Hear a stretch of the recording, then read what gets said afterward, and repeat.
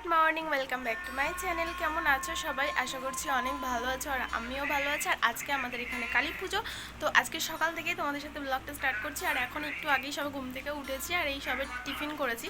আর ওই দিকে ওই যে দেখো পুচকু ওখানে দাঁড়িয়ে আছে, ওকেও ফ্রেশ করিয়ে খাইয়ে দিয়েছি।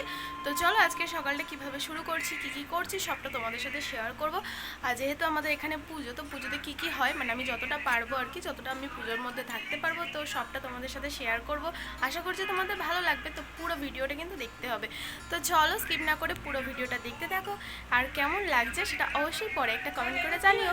তো চলো ভিডিওটা শুরু করা যাক। তো দেখো বন্ধুরা, আমাদের সেই ছোট্ট গ্রামটা শুধুমাত্র কালী পুজোর জন্য কতটা সুন্দর করে সাজানো হয়েছে।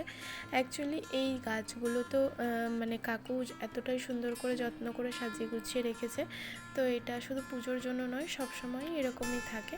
কিন্তু এই যে ডিজাইনগুলো আর গাছে দেখতেই পাচ্ছ কিছু কিছু জায়গাতে রং করা হয়েছে, তো সেগুলো কিন্তু পুজোর জন্যই করা হয়েছে। আর এখানে আমি দেখালাম হচ্ছে কিছু বক্স নিয়ে আসা হয়েছে। এখানে কালী পুজোর রাত্রে নাচ গান হবে আর কি। মানে নাচ গান হবে বলতে যে ছেলেরা পাড়ার ছেলে মেয়েরা সবাই আর কি এখানে নাচে, একটু আনন্দ করে মজা করে, এটাই আর কি। আর এখানে দেখো আর্টিফিশিয়াল যে গাছগুলো লাগানো হয়েছে, মানে গেটটা সাজানো হয়েছে, তো এটাও খুব সুন্দর হয়েছে। আর এটাও আমাদের গ্রামেরই একটা মানে ভাই সেই কাজগুলো করে, তো সেই করেছে আর কি। মানে সব জায়গাতেই আর কি সবার প্রতিভা আর কি অনেকই।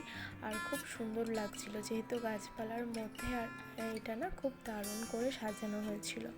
তো আমার খুবই ভালো লাগছে। নিজেদের গ্রাম বলে বলছি না, ছোট গ্রাম কিন্তু খুবই সুন্দর। যেই মানে গ্রামের ভিতরটা ঢুকতে গেলেই আর কি এটা দৃশ্যটা এতটাই সুন্দর, মানুষের মন ছুঁয়ে যাওয়ার মতো।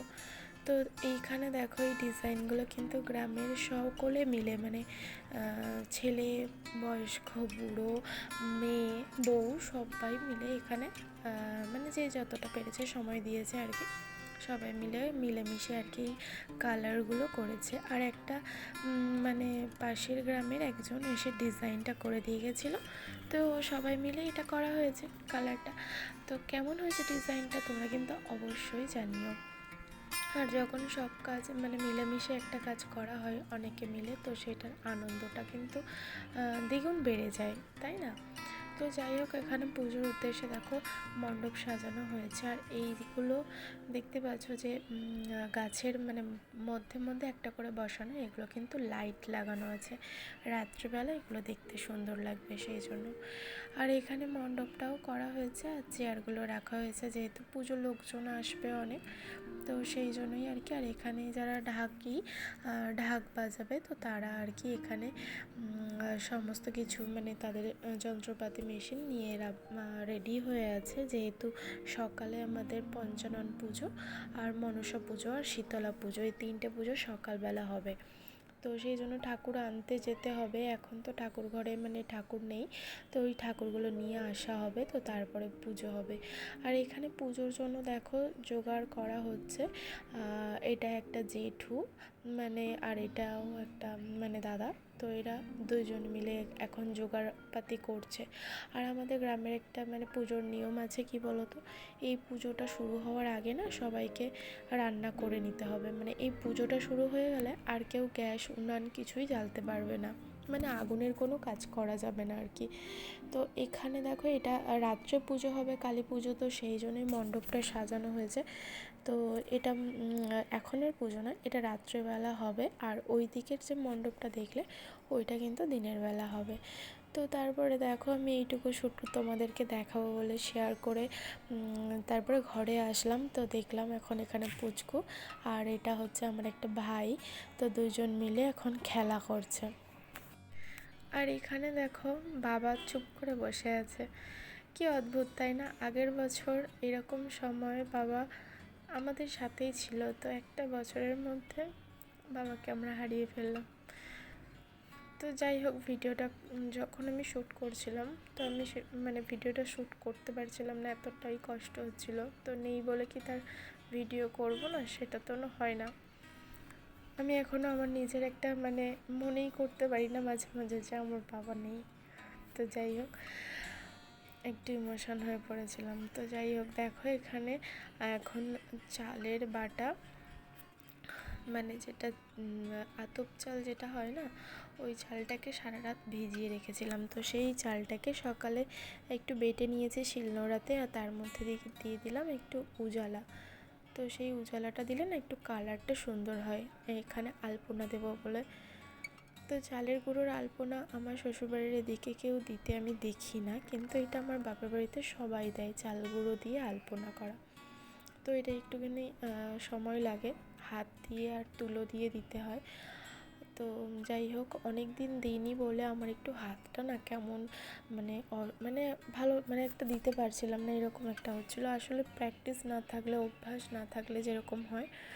তো এখানে আমার আলপনাটা দেওয়া কমপ্লিট হয়ে গেছে, তো সেটাই তোমাদের সাথে একটু শেয়ার করলাম। আর ডিজাইনগুলো কেমন হয়েছে সেটা একটু বলো। আর আলপনাটা যে দিতে হয় তার কোনো ব্যাপার না, মানে তাও একটু ভালো লাগে আর কি ঘর বাড়িগুলো, তো সেই জন্যই একটু দিয়ে নেওয়া। আর যেহেতু আজকে পুজোর দিন, তো সেই হিসাবেই দিয়ে নিলাম। তো সত্যি কথা বলতে বাবাকে ছাড়া পুজোটা ভীষণ খারাপ লেগেছে, মানে একদমই ভালো লাগেনি। মানে আমি কখনো তো এই জিনিসটা ফিলই করিনি কখনো, যে বাবাকে ছাড়া কোনো একটা সময় আমাকে কাটাতে হবে। হয়তো আমার বিয়ে হয়ে গেছে, কিন্তু হয়ে গেলেও বাবাকে যেন আমি কখনোই মানে নিজের থেকে অনেকটা দূরে সরিয়ে দিতে পারিনি। বাবাকেই বলো, মাকেই বলো, আমার মতো হয়তো তোমরা সবাইও, আমি জানি যে বাবা মা একটা ছেলে মেয়ের জীবনে কতখানি গুরুত্বপূর্ণ জায়গা নিয়ে থাকে। তো আমার বাবা আমার জীবনে একটা বিশাল বড় জায়গা নিয়েছিল। তো সেখান থেকে বাবাকে হারিয়ে ফেলে আজকের দিনে দাঁড়িয়ে আমি বুঝতে পারছি যে একটা মানুষের মাথার উপর থেকে বাবা জিনিসটা চলে গেলে কতটা তার ফাঁকা লাগে। তো যাই হোক, কথাটা বলতে পারছি না, মানে কথাটা আটকে যাচ্ছে। তো যাই হোক, বাবা যেখানেই থাক, ভালো থাক, ঈশ্বরের কাছে এটাই প্রার্থনা করি। আর আমি মনে মনে এটা মানে বিশ্বাস করি যে ভালো আছে, এটা আমি অনুভব করতে পারি। জানি না, তবে আমি একটু বাড়িয়ে বলছি না, এটা সত্যি আমি অনুভব করতে পারি। তো যাই হোক, এখন দেখো এই যে ঠাকুরগুলোকে নিয়ে মানে যেহেতু প্রতিষ্ঠা করা হবে, তো তার আগে মণ্ডপের চারিপাশে না ঘুরিয়ে তারপরে ঠাকুরগুলোকে বসানো হয়। তো তারপর রিচুয়ালস অনুযায়ী দেখো এখানে দণ্ডি কাটা হবে, তো সেই জন্য সবাই পুকুর ঘাটে চলে এসেছে। আর পুকুর ঘাটে মানে সবাই জলে আর কি ডুব দিয়ে, তো দণ্ডি কাটতে কাটতে একদম মণ্ডপে যাবে। তবে পুকুর ঘাটটা কিন্তু একটু দূরেই, আর এটাই আমাদের প্রতিষ্ঠা করা পুকুর, মানে এখানেই আমাদের ভাসান হয়, এখানেই আমাদের দণ্ডি কাটা হয়, এই পুকুরেই সমস্ত কিছু করা হয়। যেহেতু গঙ্গায় করতে হয় এটা নিয়ম, কিন্তু গঙ্গাটা তো অনেকটা দূর, সবসময় যাওয়ার সময় হয় না, মানে আমাদের এখান থেকে সবসময় যাওয়াটা পসিবল হবে না, মানে সেখান থেকে সব কাজগুলো আর কি করা। তো সেই জন্যই এই পুকুর থেকেই আমাদের সব কাজ করা হয়। আর এখানে দেখো সমস্ত মানে পুজোর আয়োজন চলছে অলরেডি, ঠাকুরমশাই পুজো করতে বসেও গেছেন। তো তোমাদের ভিডিওটা কেমন লাগলো অবশ্যই জানাতে ভুলো না, একটা ছোট্ট লাইক করে দিও, আর একটা ছোট কমেন্ট করে জানিও যে তোমাদের কেমন লেগেছে। তোমাদের একটা লাইক কিন্তু আমার আরও পরবর্তী ভিডিও বানাতে অনেকটা মোটিভেট করবে। তো চলো, সমস্ত রিচুয়ালস হোক। আর এটা কিন্তু গেল প্রথম পার্ট, আর এর এক পুজোর দ্বিতীয় পার্ট মানে রাতেরটা তোমাদের সাথে নেক্সট ব্লগে শেয়ার করবো। তো আজকের মতো টাটা।